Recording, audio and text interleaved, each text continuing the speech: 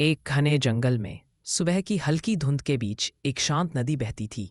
नदी के किनारे एक बड़ा सा जामुन का पेड़ था जिस पर मीठे और रसीले जामुन लगे रहते थे। उसी पेड़ पर एक प्यारा भूरा बंदर रहता था। वह रोज जामुन खाता और खुशी खुशी दिन बिताता। एक दिन नदी के पानी में हलचल हुई और एक हरा मगरमच्छ धीरे धीरे बाहर आया। बंदर ने मगरमच्छ को देखा पर डरा नहीं। दोनों की आंखों में जिज्ञासा और दोस्ती थी। बंदर ने प्यार से कुछ जामुन तोड़कर मगरमच्छ की ओर फेंक दिए। मगरमच्छ को जामुन बहुत पसंद आए और वह मुस्कुराने लगा।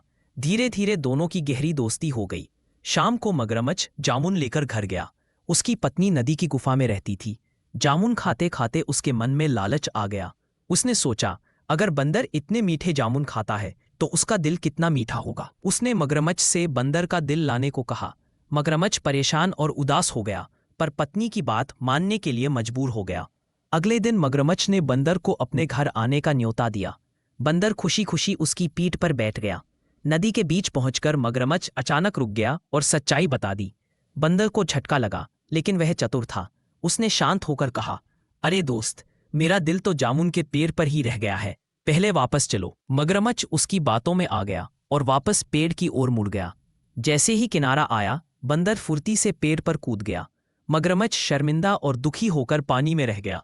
बंदर सुरक्षित था और समझ गया कि बुद्धि बल से बड़ी होती है।